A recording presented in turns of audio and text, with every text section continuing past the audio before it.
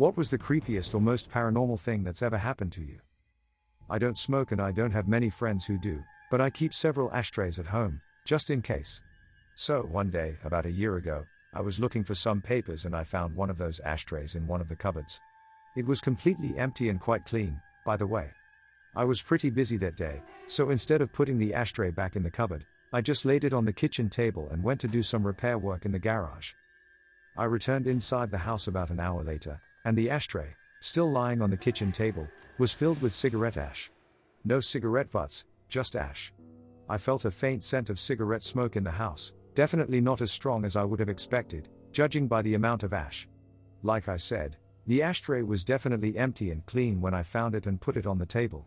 I took a kitchen knife and carefully searched the entire house. Nobody was there. I checked all the doors and windows, they were locked.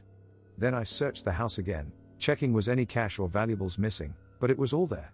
I called all my friends, even non-smokers, and asked them if they happened to drop by my house that day. They all said no. I also inspected locks for damage, but there didn't appear to be any. I changed locks, just in case, and had trouble sleeping for days afterwards. I actually stored the ash into the bag, and I still keep it in the drawer, just in case. Though I doubt it will actually resolve or prove anything. The day after that bizarre incident, a murder took place in my neighborhood. A mentally disturbed girl with a history of drug abuse stabbed a convenience store cashier to death, following an argument over a pack of cigarettes. It is very likely unrelated, but sometimes I wonder. I don't keep spare keys in the yard, in front of the door or anything like that, in case someone is wondering. Creepy for me, I was having a tense conversation with someone that I was close to years ago. The conversation quickly devolved into a passive-aggressive fight that ended with the other person getting in the car and driving away. As I started heading back inside, the other person came back, got out of the car, and started our conversation again. The tone of voice was totally different and the stance was different and the feeling in the air was completely off.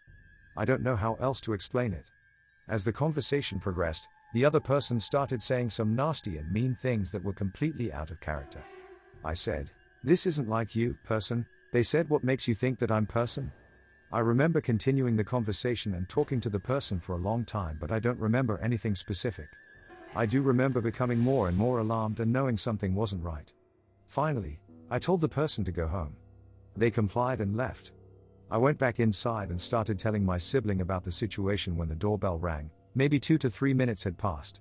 It was the person coming back to apologize for the original fight. They had been driving around town for a long time and didn't want to go home, leaving things unresolved. I asked why they had said some of the things from the last conversation and they looked at me like I was crazy. They had no idea what I was talking about. Totally could have been lying, but that whole situation just felt dark. Scared the hell out of me.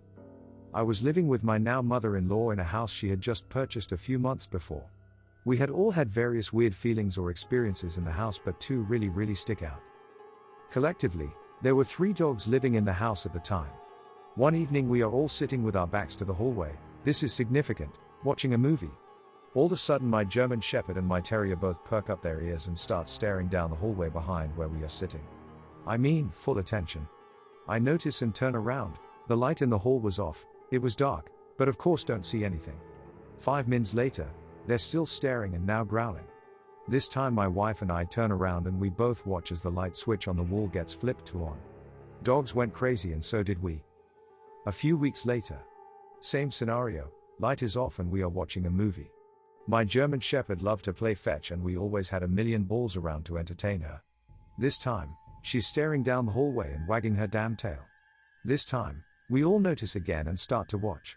I swear to God, a ball, single orange tennis ball came rolling down the hallway towards her. We all went white. There were a few others, but Jesus, I hated that hallway. It never felt like a bad energy, but my feeble little brain was still scared nonetheless. Edit. One more story. My mom-in-law was having these dreams a few weeks after moving in about the house catching on fire and burning to the ground with us all inside. Horrible. About 3 weeks after these dreams we woke up one morning and distinctly smelled smoke coming from the house somewhere. Panicked, we all started searching and eventually came to the garage. On a rafter, we noticed a smoke coming out from around a fluorescent light fixture. At that moment I realized, my God, it's attached directly to this old dried out beam. The light was left on all night and it was clearly burning the rafter ever so slightly. Lights are not supposed to be secured/screwed onto a rafter like that. So we like to think our ghost hosts were looking out for all of us. After that, her dreams stopped. Thanks, Ghosty. Not creepy, but definitely paranormal. I was about 17, and was in my bedroom crying my eyes out over something. Home could be difficult at times, and that evening I was really upset. I really needed someone to talk to, but the only phone in the house was downstairs where my parents were, so calling a friend wasn't an option. I didn't know what to do to deal with the crap I was trying to live with, and really felt that it couldn't go on for much longer. I remember thinking, please, someone, just help me. Not a prayer as such, I'm not really sure if that does any good, more sort of a mental scream into the void. There was definitely no one in the room with me, it was a tiny room, and I had my back to a chest of drawers. And then I felt something on my left shoulder, as if someone was standing behind me and resting their hand on me. I could feel the weight of each individual finger, and the palm cupping my shoulder, and I could feel warmth from it. It didn't scare me, but it was enough to stop me crying. I guess the feeling lasted for a minute or so and then just stopped. I have no idea what it was, but it was enough to calm me down. I wish I could feel it again. I was 15-ish and babysitting a neighbor girl down the road from my parents' house.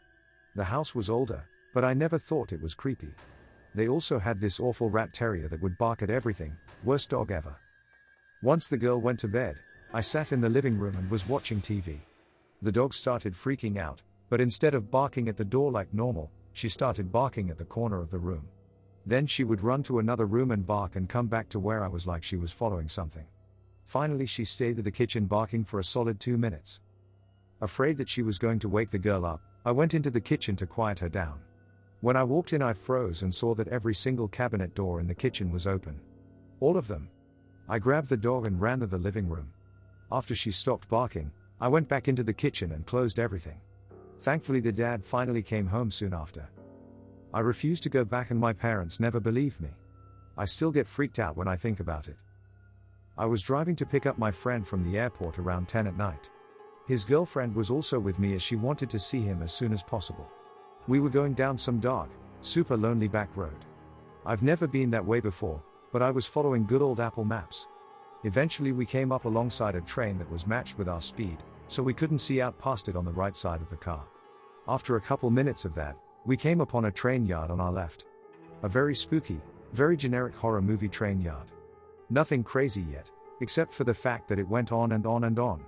We probably spent 10 minutes driving at 45 miles an hour down a dark back road with a train yard on our left and a train on our right blocking the view. Eventually we made it back into society and picked up my friend from the airport.